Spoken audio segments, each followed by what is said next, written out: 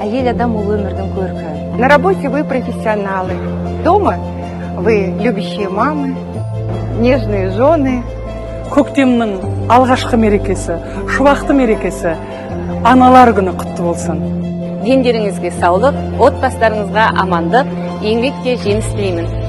Қымбатты ханымдар, ең алдымен көктемнің шырайлы мерекесі халықаралық әйелдер күнімен баршаңызды шын жүректен құттықтаймын. Бұл мейрам мейірім мен жылулықтың, даналық пен сұлулықтың нышаны. Әйел тіршіліктің тірегі, берекенің бастауы. Бұл ақиқат. Есікті де, әлемді де тербеткен әйелдің жүрегі ізгіліктің мекені. Сондықтан әйелдің қадірі, елдің қадірі деп айтсақ, артық болмайды.